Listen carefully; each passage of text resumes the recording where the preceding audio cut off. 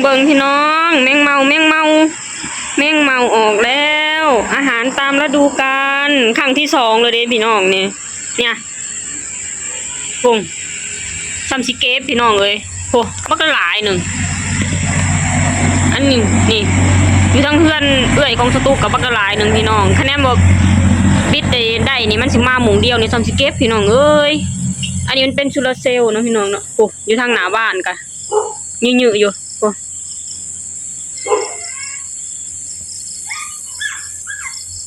ถอดได้บ่เต้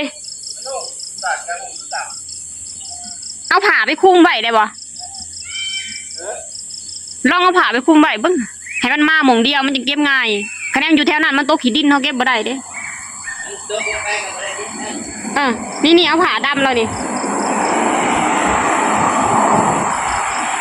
ต้องเอาผ้าไปคลุมไว้พี่น้องโซลาร์เซลล์มันก็ถอดบ่ได้แม่ถอดออกมันยังหุงเฉยโอ้ยมันกระจายไปคะแนนว่ามีหม่องเดียวมันสิมาไอ้ก่อนๆกันอยู่นี่มันสิได้หลายเบิ่งแถวพื้นนั้นมีแต่แมงเม่าพี่น้องเอ้ยฮะ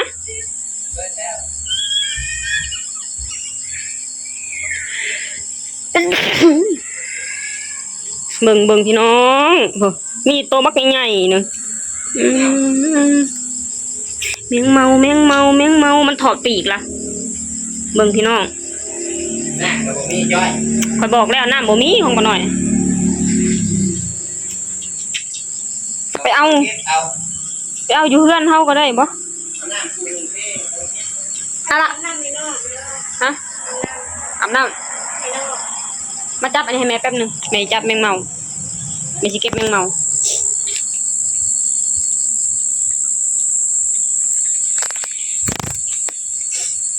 มาพี่น้องมาเก็บแมงเมากันเก็บใส่กระซ่าเลยเนาะพี่น้องเนาะว่าสิเอาน้ำอยู่เพื่อนนั่นเอื้อยคนสตูกมาอันจีบใจแล้วดีแถวนี้ก็น้ำเบิดแล้วเดี๋ยวหูเอาเนี่ยเขามากันใส่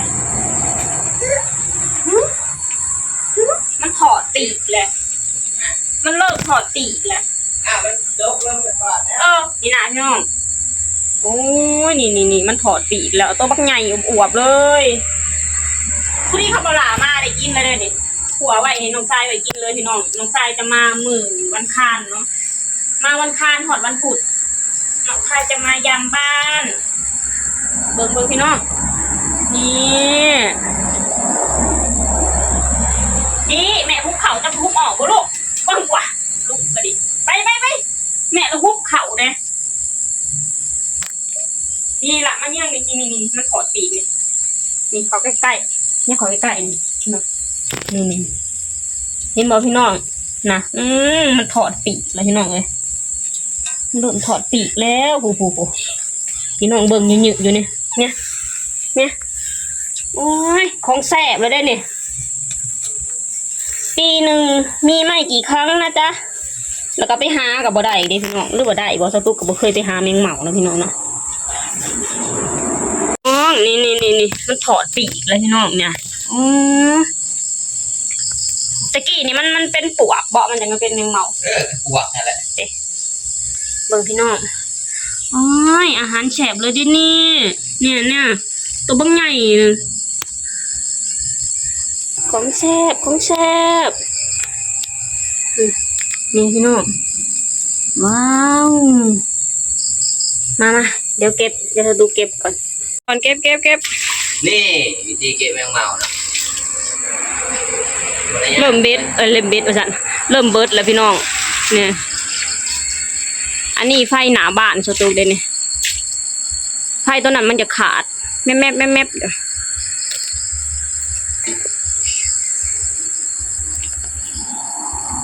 อันนี้ก็คือผลดีที่เฮาได้น้องทรายอยู่หน้าบ้านบ่ค่อยดีปานใดพี่น้องเอ้ยเบิ่งพี่น้องเบิ่งจ้าเขาไปเฮ็ดอันใดให้เฮือนสตูกเนี่ยเป็นหนองอยู่สิปล่อยปลาอยู่สิปล่อยปลาอยู่อันนี้บ่ได้เปื้อนเด้อกวดตลอดบ่เปื้อนเนาะงั้นนั่นก็ไปล้างอีกทีเขาบ่บำไปเก็บอยู่เฮือนบ่แล้วปล่อยให้เขาอยู่เฮือนบ่ใครเอาได้เงิน ก็ว่าจีกวดแต่ตีคนบ่แห้งนะ อืม แมงเมา ไอ้ข่อยอันควรเสือเจ้าแม่นบ่ ความเชื่อของฉัน อืม แมงเมาปีหนึ่งมันเที่ยวไปเที่ยวเท่านึง อืมความเสือของเจ้าผู้เดียวบ่ ตอนตะกี้มันเป็นปวกพอมันเป็นปวกแล้วไปที่นี่แต่ละมื้อมันก็เห็ดแต่พูนบ่ได้ไปทางใด อืม มาที่นี่แหละเขาก็เลยให้เวลามันปีหนึ่งให้ออกเที่ยวครั้งหนึ่ง เบิ่งมันเข้าหรือเข้าหูบ่ล่ะเนี่ยมันมาเข้าหรือเพื่อนเฮานี่ อาจจะคือเก็บเอาบ่เบิด ฮะ ทางไหนคือเก็บเอาบ่เบิด นี่เสร็จแล้วพี่น้องหัวแมงเมาพี่น้องเบิ่งนี่แซ่บๆพี่น้องอืมแซ่บพี่น้องพี่น้องเห็นมั้ยกินคาปีแล้วนะพี่น้องนะแซ่บมันพี่น้องเลยโตอวบมันเห็นน่ะลูกมันแบบเบิ่งพี่น้องเดี๋ยวลูกให้เบิ่งโตมันใหญ่พี่น้องเลยใหญ่กว่าข้าวก่อนอีกอย่าเห็ดแบบนี้มันสิเหี่ยนี่พี่น้องเบิ่งเนี่ยเห็นบ่พี่น้องนี่ตัวใหญ่พี่น้องเลยเนี่ยตัวบักใหญ่เนาะแซ่บเห็นปะ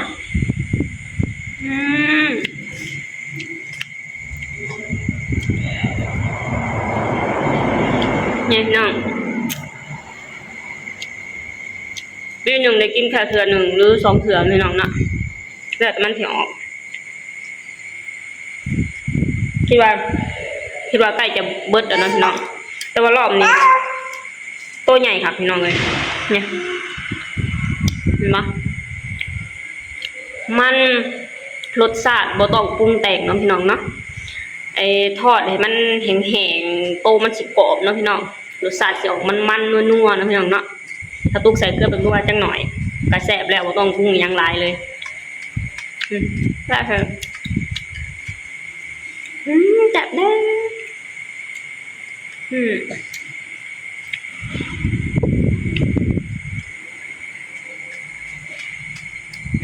อย่าลิ้นหน่อยก็ดื้อแซ่บเหมือนกันเนาะแซ่บตัวใหญ่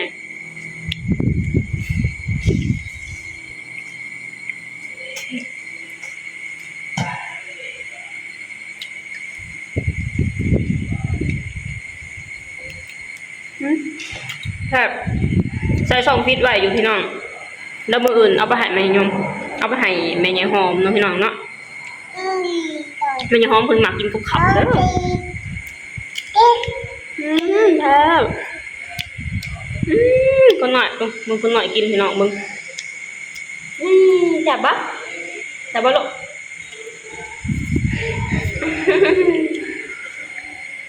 แซ่บพี่น้องกินข้าวเปียกเลยโอเคถ้าตัวกะขอจบคลิปลงเท่านี้ก่อนนะพี่น้องเนาะบ๊ายบาย